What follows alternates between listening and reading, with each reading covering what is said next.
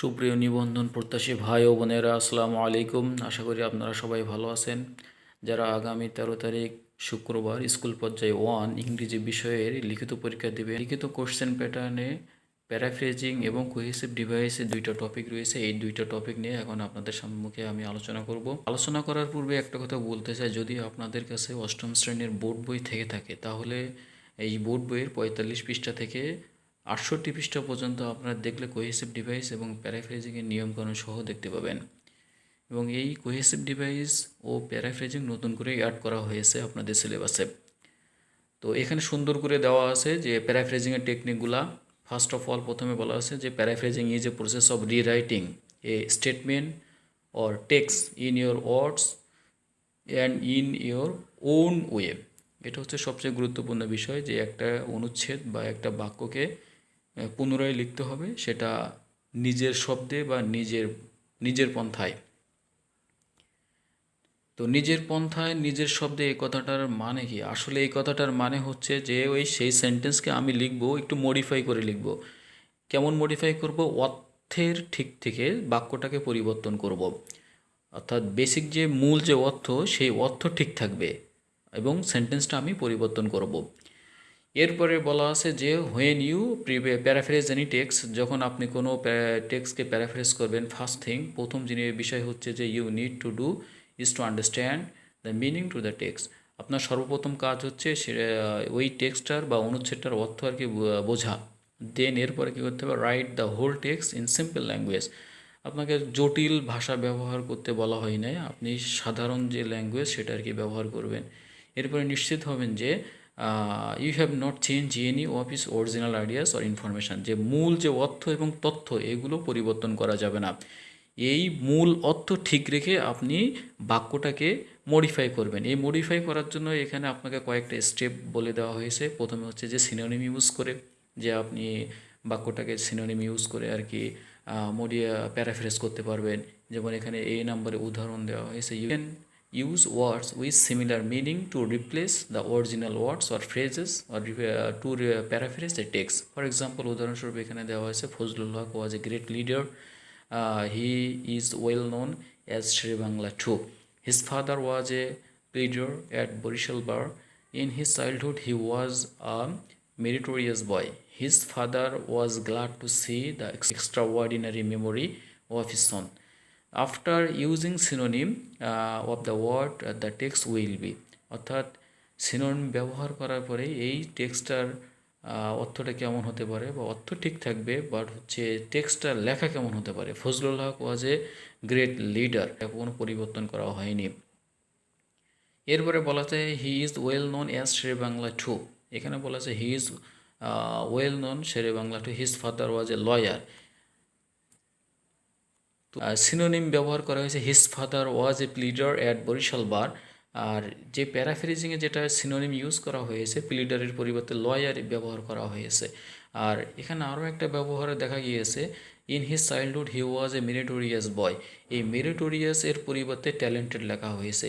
এইভাবে সিনোনিম পরিবর্তন করে আর কি লেখা হয়েছে। এরপরে লাস্টের যে বাক্যটা রয়েছে his father was glad to see extraordinary memory of his son. এই এক্সট্রাঅর্ডিনারি এর পরিবর্তে এক্সেপশনাল কথাটা ব্যবহার করা হয়েছে। তাই যে অনুচ্ছেদ যেটা এখানে রয়েছে, এই অনুচ্ছেদ 3টা শব্দের পরিবর্তে 3টা সিনোনিম ইউজ করা হয়েছে। তো ফার্স্ট অফ অল আপনি সিনোনিম ইউজ করে প্যারাফ্রেজ করতে পারেন। এরপরে দ্বিতীয় নম্বর বলা হয়েছে যে চেঞ্জিং সেন্টেন্স স্ট্রাকচার, যেটা যদি আপনার সিম্পল কম্পাউন্ড কমপ্লেক্স সম্পর্কে খুব ভালো ধারণা থাকে তো অবশ্যই পেরে যাবেন। আর আপনি যেহেতু ইংরেজি বিষয় শিক্ষক হবেন এবং লিখিত পরীক্ষায় বসছেন, আশা করি আপনার সিম্পল কম্পাউন্ড কমপ্লেক্স সম্পর্কে জ্ঞান অবশ্যই রয়েছে। তো বাক্যের অর্থ চেঞ্জ না, সিম্পল থেকে কমপ্লেক্স বা কম্পাউন্ড, অথবা কমপ্লেক্স বা কম্পাউন্ড থেকে যদি সিম্পল করেন তাহলে সেটাও প্যারাফ্রেজ হয়ে যাবে। এরপরে বলা আছে বাই অ্যাডিং অর রিমুভিং ওয়ার্ডস, যে শব্দ যুক্ত করে অথবা শব্দ বাদ দিয়ে। তো শব্দ বাদ দিলে বিভিন্ন রকম সেন্টেন্সকে, যদি আমরা বিভিন্ন সেন্টেন্সকে ক্লজে রূপান্তর করি, যদি আমরা বাক্যকে ক্লজে রূপান্তর করে পরবর্তী বাক্যের সাথে কানেক্টর যোগ করে দিই, তাহলে কিন্তু অর্থ একই থাকবে। তো এইভাবে এগুলো অবলম্বন করলে অবশ্যই পরীক্ষা ভালো করতে পারবেন। এছাড়া এই যে ইংরেজিগুলো এখানে বাংলা সুন্দর করে দেওয়া আছে, যদি আপনার থাকে তাহলে পজ করে একটু একটু দেখে নেবেন। ইংরেজের আরও একটা এক্সাম্পল এখানে দেওয়া হয়েছে। সুন্দর করে। তো সময় স্বল্পতার কারণে আমি এগুলো বিস্তারিত বলছি না, আপনারা কষ্ট করে একটু দেখে নেবেন। এরপরে পঞ্চম ইউনিট রয়েছে। এই পঞ্চম ইউনিটে কোহেসিভ ডিভাইস সম্পর্কে বলা হয়েছে। কোহেসিভ ডিভাইস আমরা জানি যেটা লিঙ্কার বা কানেক্টর হিসেবে ব্যবহার করা হয়। এটা বিভিন্ন ক্ষেত্রে আর কি ব্যবহার করে, বাক্যকে যুক্ত করতে বা বাক্যের মাঝখানে আর কি ব্যবহার করা হয়। বাক্যের শুরুতে থাকে, বাক্যের মাঝখানে কানেক্টর হিসেবে থাকে। তো কোহেসিভ ডিভাইসের ব্যবহারগুলো এখানে সুন্দর করে দেওয়া রয়েছে। যে প্রোনাউন, এক নম্বর এখানে কোহেসিভ ডিভাইসের ব্যবহার বলছে প্রোনাউন ব্যবহারের মাধ্যমে। যেমন উদাহরণস্বরূপ এখানে দেওয়া হয়েছে, I would like to thank my friends, without them I wouldn't do it properly.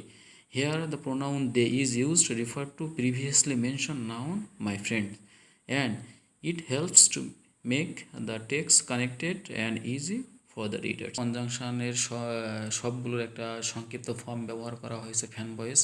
এই ফ্যান ভয়েসের এফতে ফর, এতে অ্যান্ড, এনতে নর, বিতে বাট, ওতে ওয়ার, ওয়াইতে ইয়েট, এসতে সো, এইগুলো আর কি ব্যবহার করা হয়েছে সুবিধার্থে।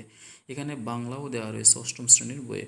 তো এখানে কয়েকটা কানেক্টর এবং এইগুলো কী অর্থে ব্যবহার করা হয় সে ছকের মাধ্যমে সেগুলো দেখানো হয়েছে। যে প্রথমে আমরা জানি কোনো কিছু যোগ করতে গেলে বা নতুন করে তথ্যর ইনক্লুড করতে গেলে, নতুন কোনো তথ্য কোনো বাক্যে প্রদান করতে গেলে আমরা also, in addition, furthermore, moreover, as well as ইত্যাদি ব্যবহার করে থাকি। তো এখানেও কানেক্টরগুলো বলা হয়েছে এবং এই কানেক্টরগুলো কী উদ্দেশ্যে ব্যবহার করা হয় সেটাও বলা হয়েছে এবং বাক্য উদাহরণ দিয়ে আবার দেখানো হয়েছে। এরপরে আমাদের কোনো কিছু তুলনা করিতে যে সেই তুলনা করতে like wise, similarly, in the same way ইত্যাদি ব্যবহার করা হয়।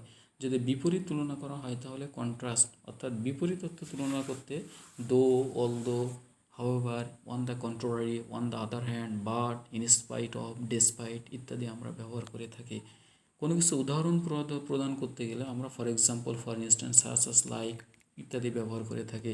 এরপরে বলা আছে কারণ বলতে আমরা because, cause, due to, since ইত্যাদি ব্যবহার করে থাকি। এরপরে হচ্ছে কোনো কিছু রেজাল্ট বা ফলাফল প্রকাশ করতে আমরা consequently, as a result, therefore, so ইত্যাদি ব্যবহার করতে থাকি। আর কোনো কিছু ধারাবাহিকভাবে লিখতে গেলে আমরা ফার্স্টলি, সেকেন্ডলি, থার্ডলি, ফাইনালি, যখন সর্বশেষ তথ্যটা লিখবো অবশ্যই ফাইনালি আর কি লিখবো। এরপরে then, after that, in the end, to sum up, এগুলো আমরা ব্যবহার করতে পারি। যদি বিশেষ কিছু বোঝায় তো সেক্ষেত্রে আমরা কোহেসিভ ডিভাইস হিসেবে ব্যবহার করতে পারি, particularly, okay, especially, mainly ইত্যাদি। এবং সর্বশেষ অবস্থা বোঝাতে আমরা ইন কনক্লুশন বা to conclude, to summarize, therefore, overall ইত্যাদি ব্যবহার করতে পারি। এছাড়া এখানে যে প্যাসেজটা রয়েছে এই প্যাসেজটা খুব সুন্দর করে কোহেসিভ ডিভাইসের ব্যবহার দেওয়া রয়েছে এবং কোথায় কোথায় কোহেসিভ ব্যবহার রয়েছে, কীভাবে ব্যবহার করতে, আপনারা যদি প্যাসেজটা সুন্দর করে দেখেন তাহলে কোহেসিভ ডিভাইস সম্পর্কে বিস্তারিত আজ এ পর্যন্তই। সকলে ভালো থাকবেন। আল্লাহ হাফেজ। আসসালামু আলাইকুম।